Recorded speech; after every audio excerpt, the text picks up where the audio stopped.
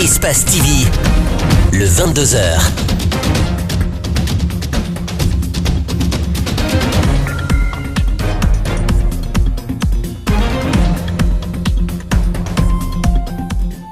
Bonsoir à tous, merci de nous rejoindre sur Espace TV et bienvenue à ce 22h. Voici les titres de l'actualité de ce mardi. Augmentation du prix du carburant à la pompe. Les syndicalistes qui jugent la mesure unilatérale passent à l'action et annoncent une grève générale dès ce mercredi. Déjà, ils ont déposé l'avis de grève ce mardi auprès du gouvernement qui reste tout droit dans ses bottes. Les occupants de la décharge de Dar Salam sont sommés de quitter les lieux. Dans un bref délai, annonce le ministre de l'Aménagement de la ville. Ibrahima Kourouma annonce également 20 millions de francs guinéens à chaque famille comme mesure d'accompagnement. C'était à la faveur d'une rencontre entre autorités et occupants de la dite décharge.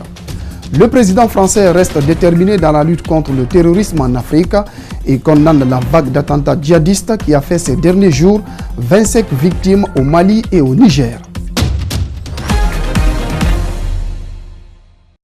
L'intercentrale CNTG-USTG vient de lancer son avis de grève de 3 jours qui entre en vigueur à compter de ce mercredi. Ce pour protester contre l'augmentation du prix du carburant à 10 000 francs guinéens à la pompe. Les deux centrales syndicales dénoncent une décision unilatérale du gouvernement, ignorant donc le contenu du protocole d'accord de 2016. On fait le point avec Makiso et Ibrahima Sori Kamara. À partir de ce mercredi, le mouvement social guinéen invite l'ensemble des travailleurs du pays à observer une grève de 3 jours, en signe de protestation contre l'augmentation du prix des produits pétroliers. Ont signé la déclaration les deux centrales syndicales, à savoir la CNTG et l'USTG. Considérant la décision de l'Assemblée générale des travailleurs des secteurs publics, privés, mixtes, retraités et informels, tenu le 2 juillet 2018 à la Bourse du Travail, exigeant le maintien du prix du carburant à 8 000 francs guinéens avant toute négociation, l'intercentrale CNTG-USTG décide 1. De déclencher une grève générale perlée de 3 jours du mercredi 4 juillet au vendredi 6 juillet 2018 sur toute l'étendue du territoire national. Pendant ce temps, des négociations tripartites ont déjà commencé entre le syndicat, le patronat et le gouvernement. Des pourparlers qui pourraient se solder probablement par une entente, mais avec la situation actuelle, les syndicalistes n'excluent pas de prolonger la grève s'ils n'obtiennent pas satisfaction. L'intercentrale se réserve le droit de déclencher une grève générale illimitée. L'intercentrale demande d'observer le service minimum dans les hôpitaux, l'aéroport international de Conakry, les entreprises et les usines à feu continu, les entreprises EDG et SEG. L'intercentrale CNTG-USTG invite l'ensemble des travailleuses et travailleurs des secteurs publics, privés, mixtes, informels et retraités à observer rigoureusement ce mot d'ordre de grève dans la discipline et le calme qui le caractérise. L'avis de grève a été donc distribué au niveau des structures concernées, notamment le ministère du Travail, le patronat et l'inspection générale du travail. Face à cette vague d'indignation de la hausse du prix des produits pétroliers, le gouvernement tente de s'expliquer. Le ministère en charge des hydrocarbures a tenu un point de presse ce mardi. Objectif communiquer sur les raisons de l'augmentation du prix du carburant à la pompe. Dans la communication du ministre, il ressort des critères d'ordre économique qui auraient justifié la décision du gouvernement. Suivez. Ici, on parle de réajustement du prix des produits pétroliers. Jakaria Koulibaly commence tout d'abord par rappeler l'historique des prix à partir de janvier 2014 avec une baisse allant de 10 000 et graduellement jusqu'à 8 000 francs guinéens. Et selon lui, l'État subventionne jusqu'à 750 milliards de francs guinéens dans les produits pétroliers. La fluctuation a commencé, le baril a amorcé donc la hausse. À partir d'octobre 2017, la structure était déjà défaillante. Donc, pour des raisons diverses, que vous saviez, parce qu'il y avait les examens nationaux, il y avait le mois de carême, tout ça, donc le prix n'a pas été ajusté. L'État a continué à subventionner, on a pu vous faire une évaluation du poids financier de cette subvention. D'octobre 2017 à juin, cumulativement, l'État a dû renoncer à cette taxe à hauteur de 750 milliards environ. Le gouvernement guinéen a des engagements envers des partenaires financiers, indique Jakaria Koulibaly. Alors, pas question de retrocéder au prix antérieur qui s'élève à 8 000 francs guinéens, même si les négociations avec les syndicalistes sont en cours. Les contacts n'ont jamais été rompus avec les partenaires sociaux, qu'il s'agisse des centrales syndicales ou des organisations patronales. Pour preuve, avant que je ne vienne à cette conférence de presse, j'étais avec l'intersyndicale CNTG-USTG autour de cette question qui fait l'objet de cette présente conférence de presse. La Guinée, à l'instar des autres pays de la sous-région, selon le gouvernement guinéen, est le pays qui vend le moins cher le litre de carburant à la pompe avec une importation de 7 000 tonnes mensuelles. Avant cette situation de déséquilibre de prix entre nous et les voisins, on était en moyenne autour de 70 000 tonnes mensuelles. Aujourd'hui, on fait 80 000, donc il y a 10 000, 15 000 tonnes de gonflage qui se grèvent, qui est lié au fait qu'il y a le coulage sur le produit guinéen. Mais l'inconvénient de tout ça, c'est quoi? C'est que, puisque ce n'est pas acheté localement, donc ce n'est pas acheté en francs guinéens, tout le différentiel lié au gonflement de la commande va se traduire en facture d'achat. Pendant ce temps, des voix s'élèvent contre cette augmentation du prix des produits pétroliers.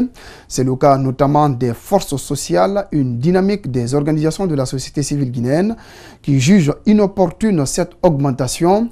Elle estime que cette décision unilatérale du gouvernement guinéen n'est pas faite pour maintenir la quiétude sociale dans un pays où la pauvreté est encore endémique. Elle appelle d'ailleurs ce mercredi 4 juillet à une journée ville morte en signe de protestation à cette décision gouvernementale. Explication, Mohamed Damarou Kamara, Abdoulaye Kamara. L'indignation des Guinéens au lendemain de l'augmentation du prix des produits pétroliers sur le marché a été immédiate. Pour les forces sociales, il n'est pas question de rester silencieux face à cette décision gouvernementale impopulaire et foncièrement décriée. Elle entend cet fait faire observer une journée ville morte ce mercredi 4 juillet. Nous avons estimé qu'il est important que face à une telle situation, que l'ensemble des acteurs sociaux fédèrent leurs énergies afin de conjuguer les efforts pour donner des réponses appropriées. Et aujourd'hui, nous lançons l'appel à tous les Guinéens de rejoindre, s'il faut, cette dynamique en observant cette journée ville morte demain mercredi 4 juillet 2018 sur toute l'étendue du territoire. La COGELPED, membre initiateur de cette dynamique, fonde son espoir sur une éventuelle négociation qui pourrait être engagée entre le gouvernement et le mouvement syndical. Mais pour elle, le tarif initial de 8 000 francs guinéens le litre doit être maintenu. Quand vous prenez le revenu d'un Guinéen comparativement au revenu d'un Sénégalais ou d'un Ivoirien, vous allez trouver qu'il y a tout un océan entre les deux aspects. Donc nous osons croire que le gouvernement va entendre cela. D'ailleurs, nous estimons que le gouvernement pourra réagir, en tout cas pour la journée d'aujourd'hui, mais en amenant le prix du carburant à 8 000 francs. C'est là notre demande. Les arguments avancés par le gouvernement aux yeux de nombreux Guinéens ne tiennent pas route au regard de la pauvreté endémique à laquelle le pays est en proie. Et ces actions de protestation, une fois déclenchées, ne s'arrêteront pas jusqu'à satisfaction de la volonté populaire, préviennent les forces sociales. Dans le reste de l'actualité, la Guinée va bientôt se doter d'un outil de lutte contre la corruption et de promotion de la bonne gouvernance. Ce mardi, l'Agence nationale de lutte contre la corruption a organisé une rencontre en vue de finaliser le document. Le projet s'inscrit dans le cadre du programme d'appui à la réforme du secteur de la justice sous financement de l'Union européenne. Mafoudé Laren Kamara, Mohamed Aloussen Kamara. Le dernier rapport de Transparency International sur l'indice de perception de la corruption place la Guinée 148e sur 180 pays dans le monde. Pour que l'Agence nationale de lutte contre la corruption mène à bien sa mission, il s'avère essentiel de redéfinir une nouvelle stratégie nationale de lutte contre la corruption pour sortir la Guinée du groupe des pays les plus corrompus à l'horizon 2025. Chacun, selon sa vision, apportera sa modeste contribution pour parfaire le document et sortir un document final qui sera soumis aux autorités de la République. La représentante de la cellule de gestion du Fonds européen de développement demande aux participants de faire encore beaucoup plus pour que le résultat soit à la hauteur des attentes du peuple. Je vous exhorte ainsi à ne pas perdre de vue la nécessité de prendre en compte dans vos réflexions des liens qui existent entre la corruption et d'autres formes de criminalité, en particulier la criminalité organisée et la criminalité économique, y compris le blanchiment d'argent. Comme il était déjà indiqué, l'Union européenne appuie la Guinée avec un projet très important de 200 milliards de francs guinéens. Cette dernière ligne droite de doter la Guinée d'un outil de lutte contre la corruption passe par les observations pertinentes qui seront formulées par les acteurs présents à l'atelier. Je crois que la lutte contre la corruption est un mouvement d'ensemble. Un mouvement d'ensemble, que ce soit dans sa forme active ou passive, nous devons tous œuvrer pour lutter contre la corruption. Selon une étude réalisée par l'ANLC et l'INS entre 2012-2015, il ressort que tous les compartiments de la société guinéenne, il existe des pratiques assimilées à la corruption. On en vient à cet élément annoncé dans les titres. Les occupants de la décharge de Dar Salam sont sommés de quitter les lieux dans un bref délai, annonce le ministre de l'Aménagement de la ville. Ibrahima Kourouma annonce également 20 millions de francs guinéens à chaque famille comme mesure d'accompagnement. C'était à la faveur d'une rencontre de travail tenue ce lundi avec le gouverneur de la ville de Conakry et occupants. Cette somme symbolique permettra aux familles de se trouver un endroit avant le déguerpissement programmé par le département. Mamadou Sadio Baldé commente les images d'Aboubacar Din Kamara. Le précédent régime avait dédommagé les familles qui occupent le dépotoir d'ordures de Dar es Salaam. Il n'est plus question de dédommager à nouveau un occupant illégal, poursuit Ibrahima Kourouma. Néanmoins, le président Alpha Condé décide d'offrir un montant pour permettre aux occupants de quitter les lieux. Le président de la République a décidé, puisque les populations souhaitent un accompagnement, de faire un accompagnement de 20 millions par famille.